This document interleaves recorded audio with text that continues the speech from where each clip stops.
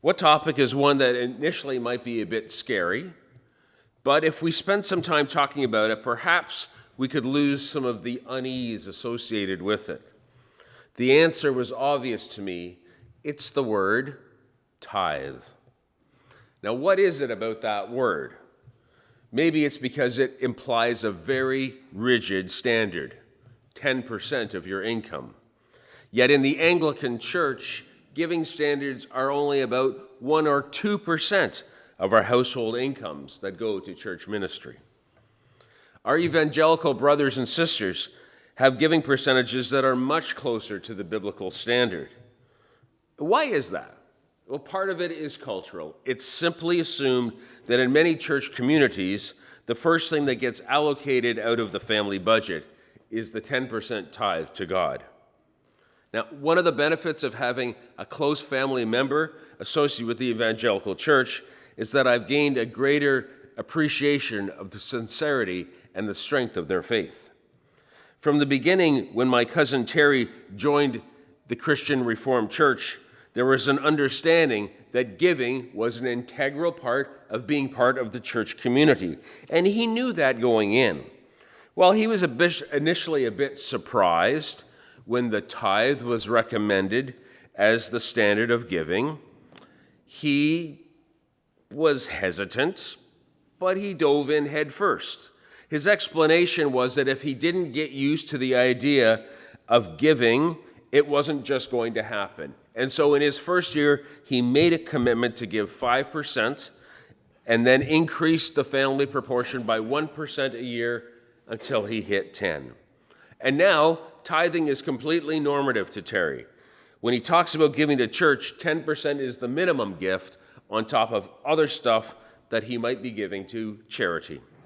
Now, the 10% tithe can be a useful standard and guideline, but there are some pitfalls associated with it. It's too easy to turn it into an unyielding, rigid stewardship requirement that's only fulfilled out of a sense of guilt. Worst of all, it can cause us to treat giving back to God, what is God's in the first place, with that same sort of special feeling we reserve for the Canada Revenue Agency.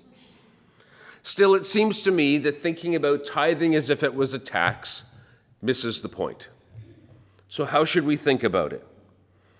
Well, we can include many other aspects of giving of our time beyond simply that of treasure. And giving shouldn't be thought of simply in the perspective of increasing the number of secretary hours we might be able to offer or upgrading the level of administrative support to the church. It is true that, at least in the physical world, we do need to have financial resources to maintain and start new programs. But focusing on this too much turns pledging and giving into a sort of membership dues. And there's a lot more to living generously than just raising money. So how should we think about tithing? Well, first we need to expand it so that it covers more than just money. And of course, no stewardship sermon would be complete without talking about how giving isn't just about money, but it's time and talent as well. And usually this mentioning of time and talent, in addition to treasure, is supposed to show us that the church isn't sort of money grubbing, that at least in theory, we're talking about other things as well. So if you think about it, it includes time and talent as well, but how do we get around the discomfort about having a conversation of this awkward subject? Well, for most of us, it's much easier to give a certain percentage of our income than it is of our time and talent. All too often, the most precious commodity we have is time. How often have you answered the question, how are you, with the word busy? But God doesn't want just our money. He wants all of us, and that means he wants our time and our talent as well. At first glance, this morning's reading from the Gospel of John might not seem to offer much guidance on matters related to generosity. After all, what does wine have to do with stewardship? But the narrative itself presents a very different perspective. Imagine hosting a grand affair and running out of wine or food. Or what if the band fails to show up? You might try to make the best of it, but it would pale in comparison to what was expected. And there certainly would be a little bit of embarrassment on the part of the host. Such is the case with the marriage of Cana. No one expected to run out of wine. Perhaps too many people showed up, or people were undisciplined in their behavior. Nonetheless, the absence of wine is a huge slight against the steward, the person responsible for managing the affairs of the household. The steward doesn't own the property, he is the caretaker. It is in this moment of uncertainty that Jesus is said to perform his first miracle as part of his ministry. He turns water into wine. Not just any wine. It's not just homemade wine that he turned into wine. It's the finest. And it wasn't just enough. He filled 6 alabaster canisters to the brim. There was plenty. There was an abundance. An act of blessing by Jesus has been committed here. And he's going to do this again and again throughout Scripture when he talks about bread and fishes and healing and comforting and the forgiveness of sins. And he's going to continue it on by surrendering himself on the cross as a victory over death. There is something special about this man, Jesus. He teaches us generosity, love of neighbor, and dying to oneself.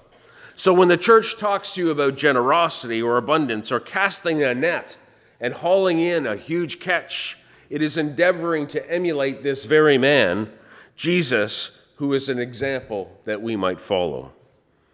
So if we are stewards of all our belongings, it implies that they really don't belong to us, that we are simply holding them in trust temporarily. So what does this mean? It means that everything that we have is a gift. Our responsibility then is to tend that gift, to nurture it, to grow it, and then share its abundance with the entire community. Each moment of our lives we give to God, everything that we have, everything that we own. This makes stewardship the standard of life.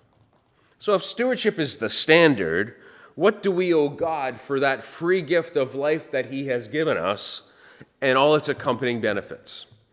The answer, of course, is everything. And that means we need to reject the all too common conviction that we have personally earned, deserved, acquired, won, and or this stuff is ours to possess and use as we see fit exclusively. But Jesus never advocated the tithe. In fact, he viewed it as a way of defrauding God, of buying God off, as if that's all we have to do. All that we have belongs to God, Jesus would say. Life is God's gift to us. How we live is our gift to God. Jesus' measure is a tougher one than prescribed by Mosaic law because we're not just asked to give a part of ourselves, but all of ourselves. And this, my friends, can be incredibly challenging. In his book, The Theology of Fundraising, author Henry Nouwen says, it's a privilege to give, and giving honors our relationship with God. And it's a symbol of the generosity of life that Jesus gives us. Later on in John, Jesus will say, I have come that you may have life and have it abundantly. And so to give is an opportunity to participate in a sacred invitation, an opportunity to participate in something bigger than ourselves to help expand ministry taking place at this place in Holy Trinity Guildwood. Our churches do the same thing when they invite your offering. It's an opportunity to participate in the dream of this parish, in this beautiful, bountiful community of Guildwood, in this extraordinary village that serves not only the people of this congregation, but those outside our walls who may never even come into this church. And as this new year begins, perhaps now is the time for you to consider a new and renewed focus on the ministry here at Holy Trinity Guildwood. There is so much good that happens here, whether it is outreach to the community, fellowship among members, pastoral support and worship, Christian education and study. Your act of giving enables ministry in this place and outside in the community. You are a visible presence of Jesus acting in the world. So at this time, I would invite each household to prayerfully consider their capacity to be generous. I know that later in 2024, in the last quarter, you were invited to participate in an act of joyful giving. Is that correct? And yet it was impeded slightly by the mail strike that we all encountered. Nevertheless, despite that limitation, I ask you to prayerfully consider giving to support the ministry here at Holy Trinity Guildwood. So, is God calling you to make a proportionate gift of 1%, 2%, 5%, or a tithe? For each of us, the answer to that has to be measured appropriately against other commitments and obligations that we might have. I'm not suggesting that you respond in the same way that my cousin Terry did. It may not be the right one for you, but it might. And whatever you decide, know that God is already aware of what is in your heart and the burdens that you carry. So here's what I would ask. Intentionally set aside some time to prayerfully consider a gift. When you decide, consider how you will give, whether it's going to be by envelope, by pre-authorized giving, or some other form.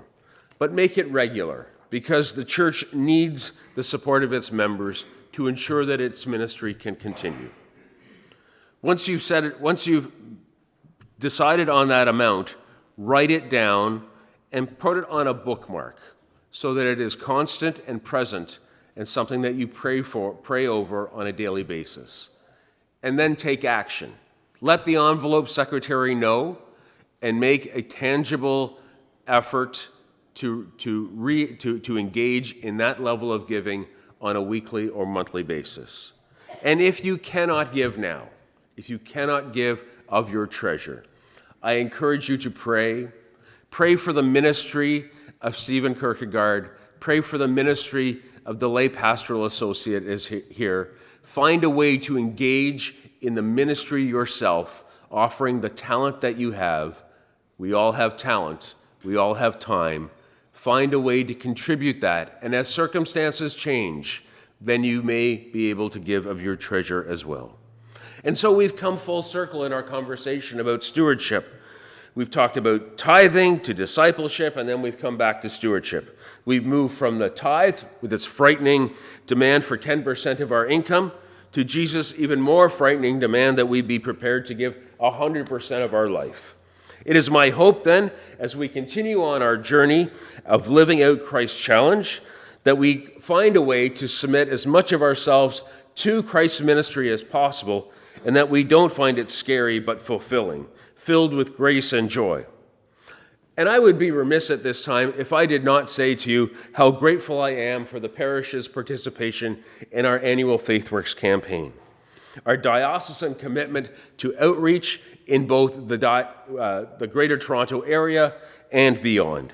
As we're wrapping up our annual appeal, I want to say thank you for your contribution.